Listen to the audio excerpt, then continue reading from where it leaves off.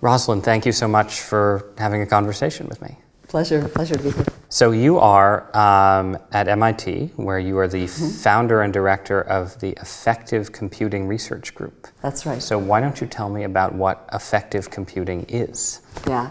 Affective computing is computing that relates to, arises from, or deliberately influences emotion. We've been inventing different kinds of technology to help people measure and communicate affective information. Things like if a person is interested or bored, pleased or displeased, engaged or disengaged.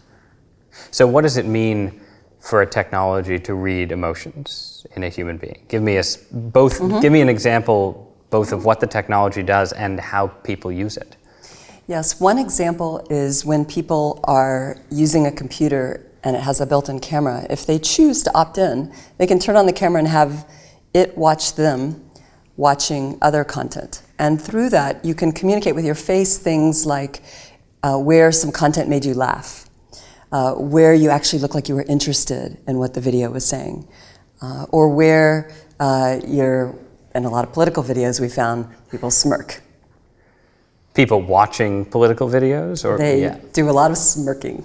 Yeah, we originally were looking for smiles and frowns, and then we realized a lot of the most interesting facial expressions were skepticism. I'm afraid, I'm someone who does a certain amount of cable television where you're talking about politics, and when other people are talking, I'm always afraid that my face is lapsing into some sort of unpleasantly skeptical expression, and it sounds like it probably is.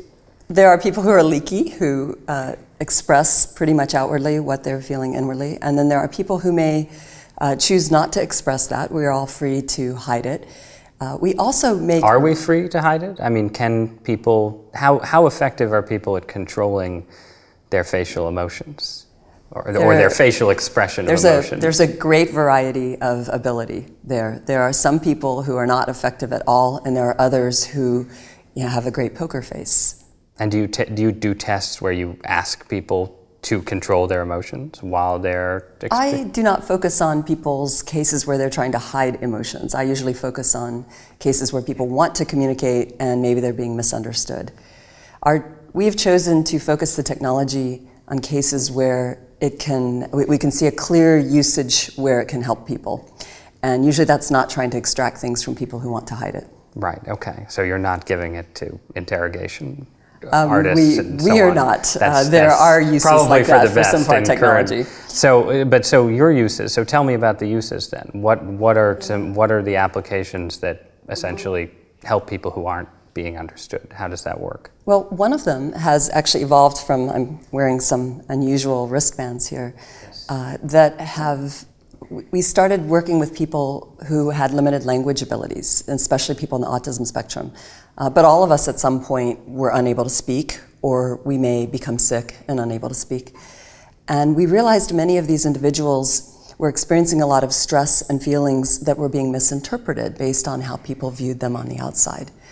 And by putting on a sensor that could measure more of what was going on inside them, we could communicate to the observer that the child was actually, maybe he looked mellow laying on the floor like he was just being a lazy bum, but in fact, he's so stressed that if you bother him right now, he might become injurious to himself or others.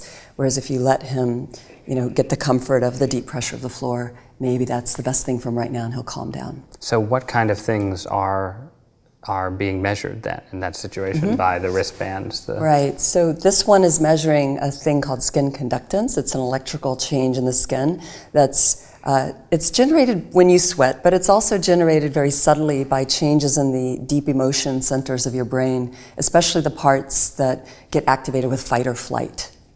When something makes you anxious, or you might feel like it really matters a lot and it's not under your control, so it's kind of mildly threatening or majorly threatening, those things can activate these regions in the brain, which sends signals to your pseudomotor nerve system, which can cause you to sweat, but even before you sweat, it can cause electrical changes that we sense. Interesting. And so this is, in a sense, these are forms of wearable computing. Exactly. Right? These are examples of wearable computing. And I know that some of your work it's not just autism. You've done work related to depression as well. And so how does that, because I think people think of depression as such an inward, interior state. And I'm wondering both sort of how, or if you sort of are trying to measure it, what kind of measurements you use, but then also what are the applications of your work for either people struggling with depression or people trying to help them? Right, we're doing a lot of fundamental research on what the body's changes are during depression right now, both before a person becomes depressed and after. We have projects on both. One of the things that led us to that work, I mean, originally I thought was, oh, you're depressed, you're just not moving much, or you're just not very emotionally activated. And some of it is a suppression of expression and a suppression of activity. But also we've learned there can be imbalances deep in the brain. And now we are doing some basic studies as to how those show up in some of the signals we measure in different parts of the body. One of the biggest surprises we found was when one of our non-speaking children was having a signal that was huge on one side and not the other. And I couldn't figure out what caused that. Like, how could you be emotionally excited on one side and not the other? Like, I thought our sensors were broken. And after debugging everything and realizing it wasn't the sensors, I learned that the child had just had a grand mal seizure, and that explained what was going on. And then we started to learn about seizures being little bursts of electrical activity in different parts of the brain. Sometimes they spread to the whole brain. But when they're localized, they can send signals that show up in only one part of the body. And as we traced that down, we learned that certain regions, when overactivated or underactivated, could show up as things like your right side being aroused and your left side not.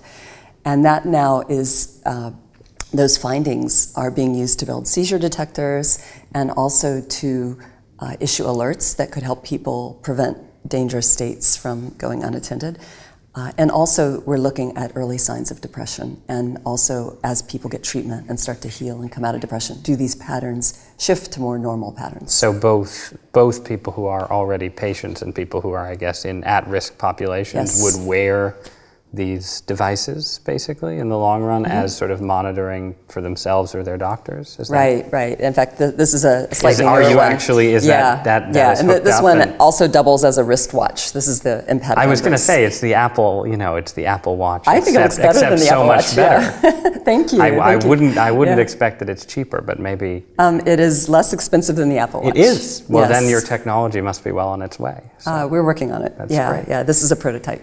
So the theme of these conversations is the relationship between faith and reason, God and the university, and particularly your vocation as a computer scientist and your religious faith. So I was wondering if you could just tell me a little bit about your religious background, your religious journey, I guess, as people like to say.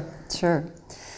My religious background, I guess most people start with their childhood, but mine was really that of a proud atheist. I thought, first of all, I just didn't think about religion in the beginning.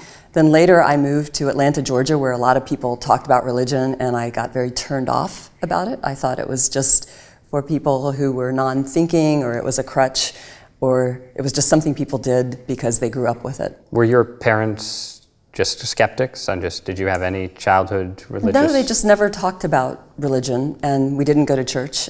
We did celebrate Christmas with a Christmas tree, but there was never any signs of religiosity associated with it, which was fine with me.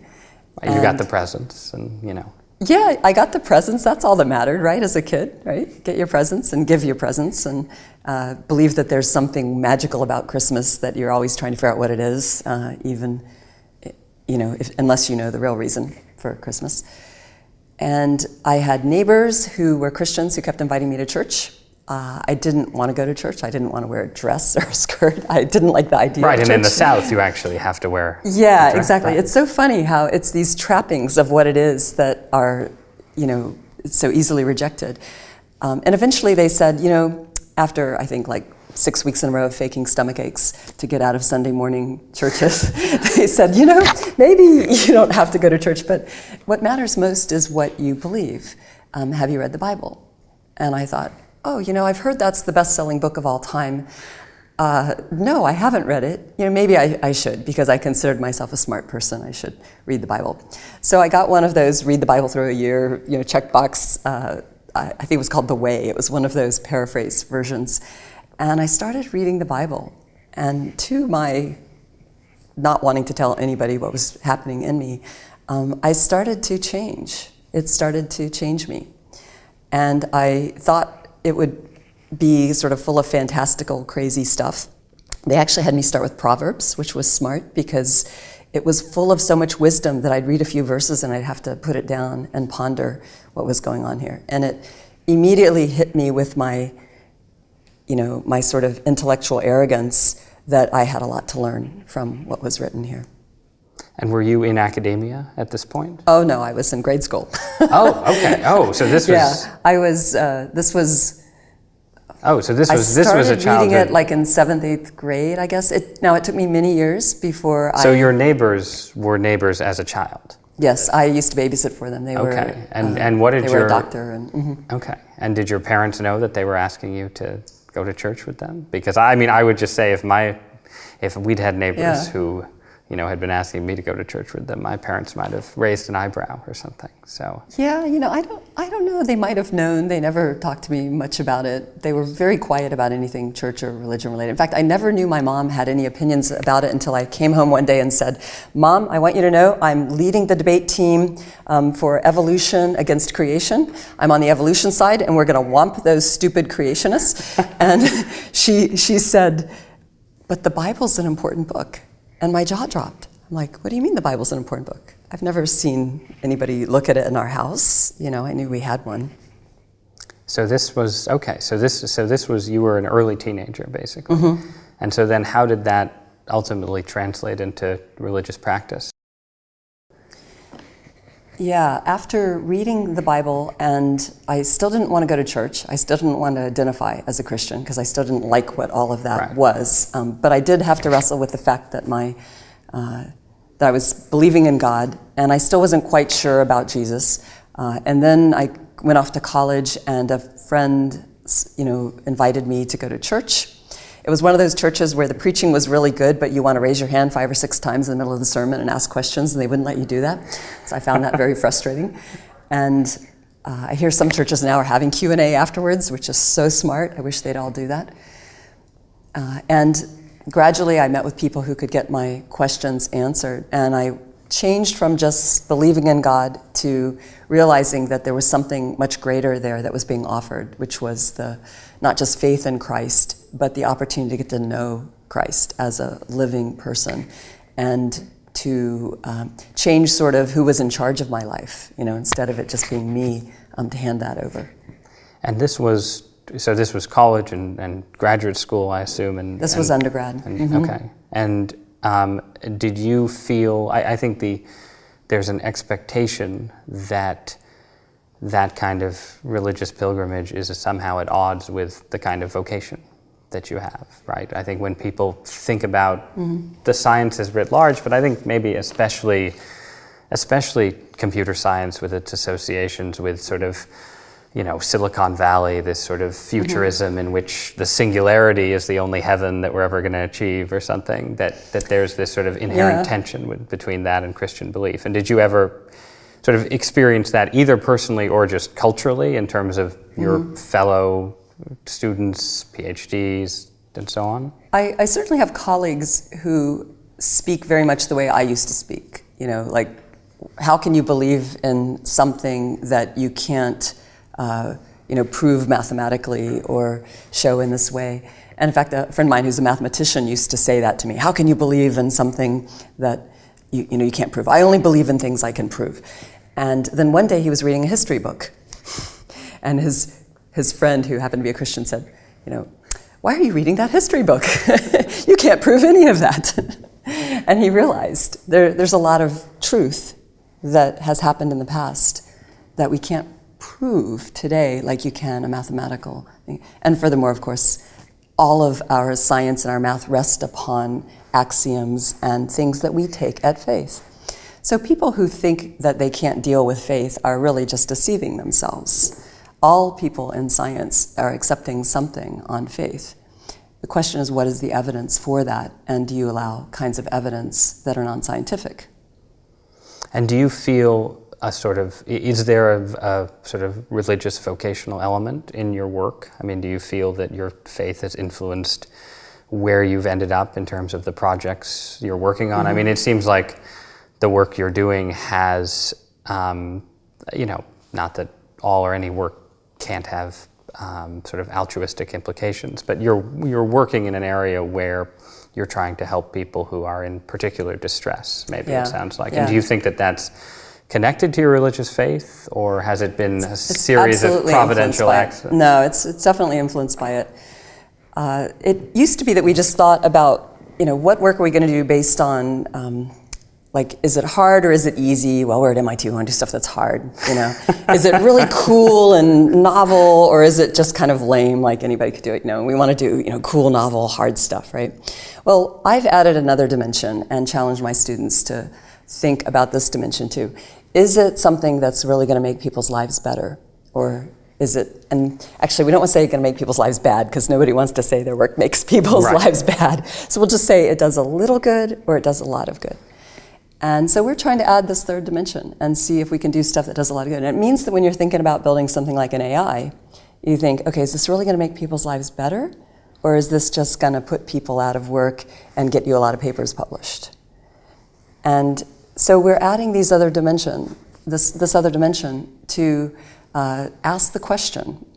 I can't say we can perfectly optimize with respect to that dimension, but we can at least add it to the criteria as we think about what we want to work on. And do you think that that's something that can, I mean, you raised the AI example, right? I mean, I think the assumption for a lot of us sort of outside the scientific community is that the developments in science in the West, and not just in the West now, all around the world, are defined primarily, almost exclusively by that, here's a problem, let's solve it mentality, right? And it is very hard to imagine, whether it's in biotechnology and genetic engineering or AI research or anything, that we as a society could ever say no to something that could be done, right? And do you think, can you imagine a world where we hit some inflection point in terms of what we can do as a species with technology, where we were able to say, maybe we shouldn't do that?